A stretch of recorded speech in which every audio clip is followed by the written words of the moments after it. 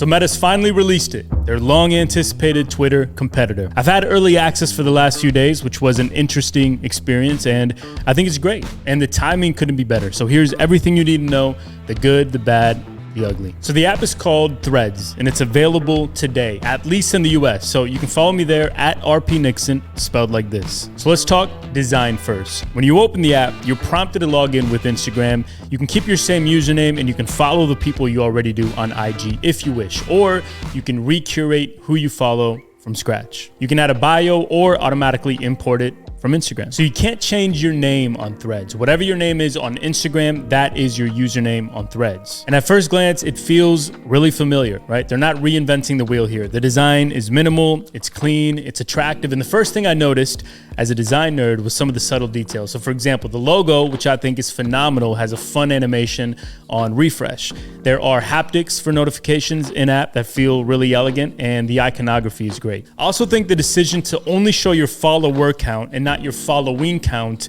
is an interesting one.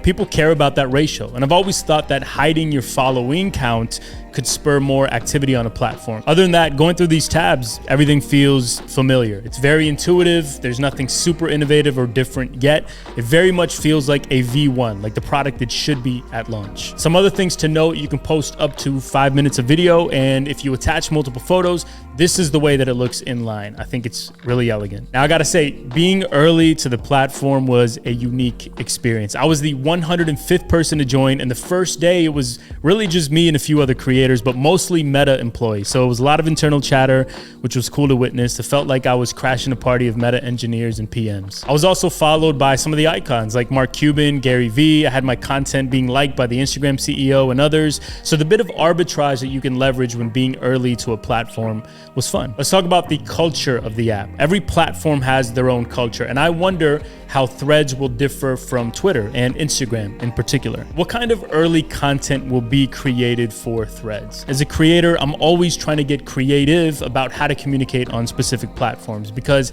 every platform has its unique culture. You have to tailor your content to that platform's culture. I'll be using Threads probably a lot different than I use Instagram. I think IG remains the hub for my visual content, but I don't know that I'll just repost all of my content on Threads. More than likely, I'll link to the IG visual and then tell the story behind the visual or offer some more context behind it on Threads, if that makes sense. Or maybe it's the reverse. Maybe I post a great thought to Threads and then repurpose it as a visual carousel on IG. But as a creator in general, I think you'll be more successful in Threads if you're creating separately for it and not just lazily reposting your Instagram content to it. But I do look forward to seeing how the culture evolves on Threads and how creators begin to use it and to leverage it. I'm also curious about what to call a thread of Threads, right? If it's called a thread on Twitter, what do we call it on Threads? Well, at Tyrant God, who's a product manager at Instagram, suggested Stitch, which I really like. I've also seen Tangle, Tapestry, Yarn, and Spool suggested on my early post on this topic, so we'll see what sticks. Now, I do have some questions. What will the web experience be like, right? I think it's crucial to have a good web product for text-based social media. Also, what's the API going to allow for? Will there be a healthy developer ecosystem building on Threads? I'd sure hope so, because there are products like Typefully, Hypefury, and others built on top of Twitter that are super helpful and additive to the experience. And for my team and I, it'd be a lot of fun to build something on top of Threads. So it's something that I'm certainly hopeful for. Another question, how will Threads work with the Fediverse? For those that don't know, the Fediverse is a collection of open source protocols and servers that can communicate with each other. It's what Mastodon is built on, as an example.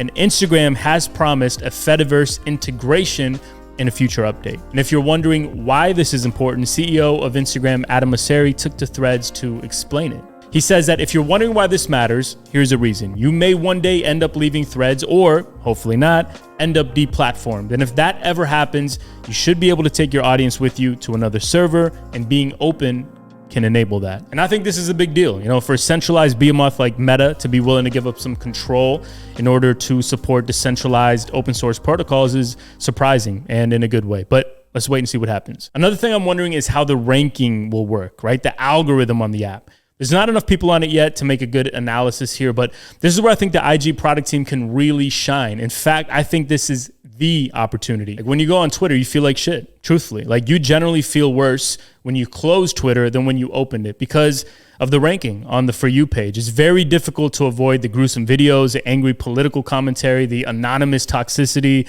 and the crypto scams. So I'm curious as to how IG is going to reconcile this. Like, how do they lean into discoverability without having its creators fall into the perverse incentive trap? They've done a great job with Instagram. Like, I'm usually only served the things that I'm interested in. And credit where credit is due. In the Mosseri era, the app has become a much more positive experience. Now, Meta nailed the timing here. Like, Twitter has been a bit messy. They've just had a chaotic weekend of rate limits and outages, which have sent record traffic to competitors, and critics of Elon Musk have been looking for refuge on other platforms. Now, for the record, I actually much prefer post-Elon Twitter to pre-Elon Twitter, but I also think that, Twitter having major competition will breed further innovation and positive changes that benefit creators and consumers alike for all social platforms. So where does Twitter have an advantage? Well, it's super early for Threads, obviously. So Twitter still has a much more fully fledged out product. Trending topics and spaces make it feel more alive. It feels grander in scale, more global, more community. But again, it's super early for Threads. Also, Twitter has a unique culture. It's long been the social media home of journalists, politicians, venture capitalists, startup founders,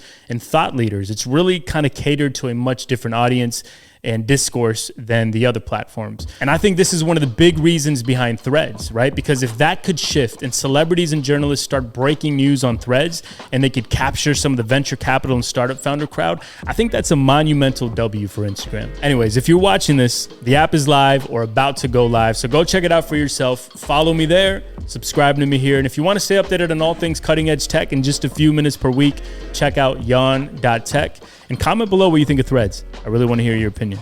Catch you in the next one. Peace.